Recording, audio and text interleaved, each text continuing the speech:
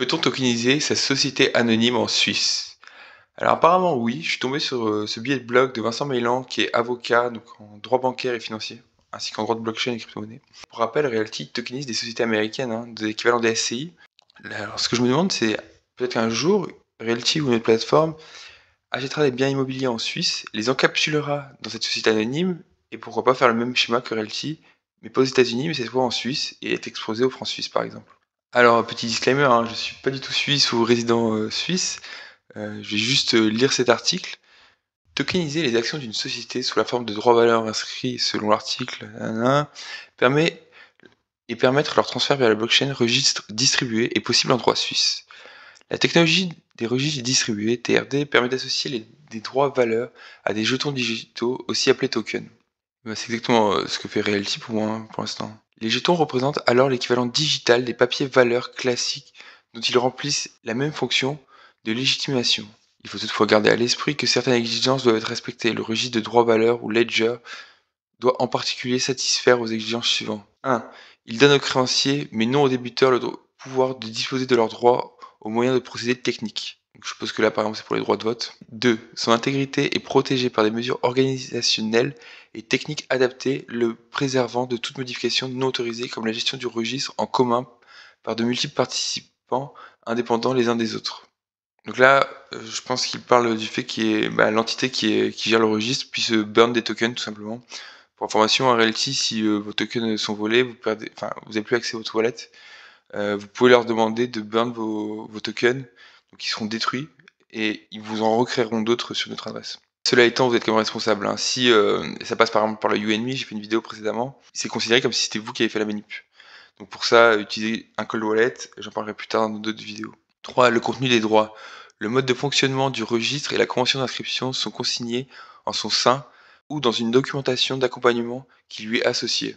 Il permet aux créanciers de consulter les informations et les inscriptions du registre qui les concernent et de vérifier l'intégralité du contenu du registre qui les concerne sans l'intervention d'un tiers. Là, typiquement, c'est la blockchain. Vous avez par exemple, si le smart contract est sur Nusiscan ou Ethereum, vous pouvez aller le checker en ligne tout simplement et savoir qui sont les holders de ce token. Ethereum ou Tezos remplissent ces exigences. Les deux fonctionnements viennent d'un mécanisme de consensus de Proof of Stake.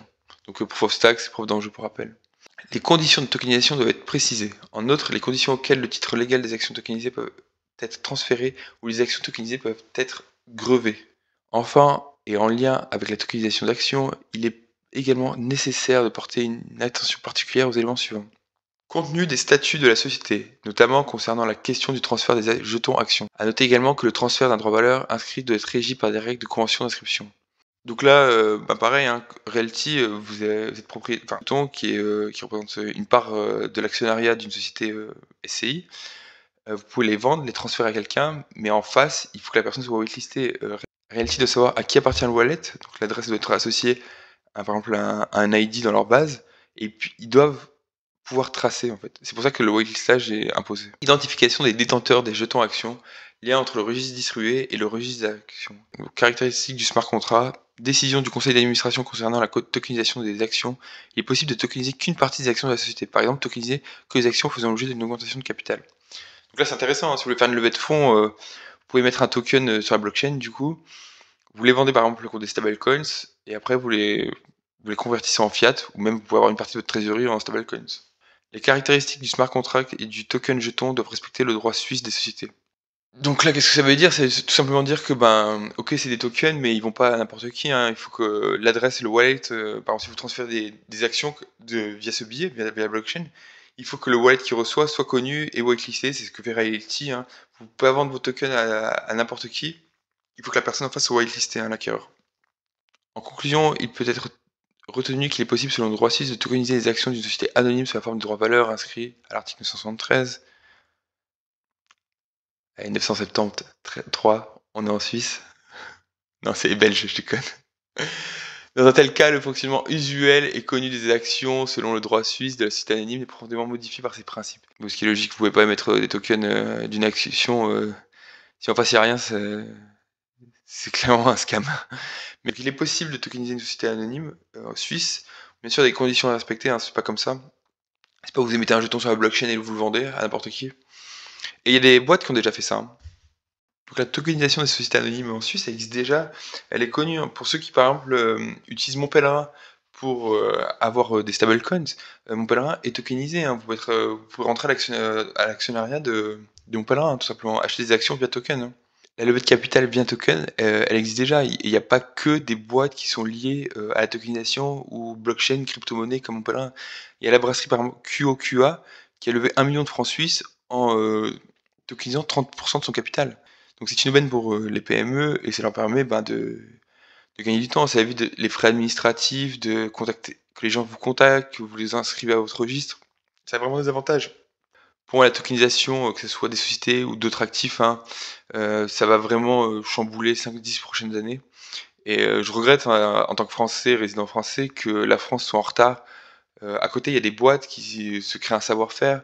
Euh, Ces questions de tokenisation, c'est pas que de la fiscalité. Realty, je rappelle, hein, vous êtes à 30% flat tax ou à votre TMI, un taux d'imposition, vous avez le choix.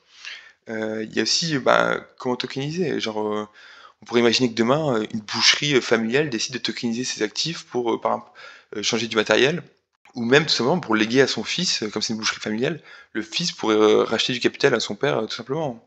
Que ce soit à la succession ou en amont du décès du père, hein, ou de la mère, hein, bien sûr. Pour moi, c'est une aubaine, hein. Un reality, ce qu'ils font aux US, ils pourraient le faire en Suisse et être exposé du coup aux francs suisses.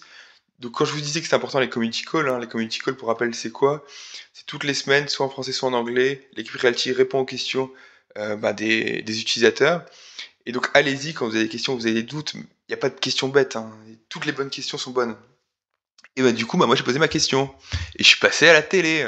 Ben. Le droit suisse, il y a Baptiste UK Invest qui dit le droit suisse semble pouvoir permettre la tokenisation d'une SA. À quand des biens tokenisés en Suisse? Alors attention, il y a des biens tokenisés en Suisse et il y a la structure suisse qui permet de faire des choses. La structure suisse qui permet de faire des choses, il y a déjà bon, CSM qui le fait, il y a déjà des choses et nous, on compte l'utiliser imminemment. Des biens en Suisse, c'est une autre histoire. Ça va dépendre des partenaires qu'on trouve. Moi, j'y connais rien.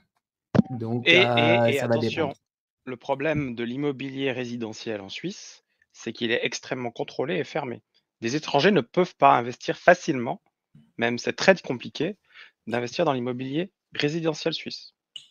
Donc, voilà. Commercial, oui, pas de problème. Par contre, le résidentiel, c'est quelque chose de très compliqué. Mais vous savez, la Suisse, voire impossible. La Suisse a changé leur loi, mais en changeant quelques lignes d'une phrase, et ça a fait un changement mais immense pour la tokenisation. Pour la tokenisation. Et c'est génial. De façon générale. C'était génial. Oui, je parle de façon générale, je ne parle pas d'immobilier.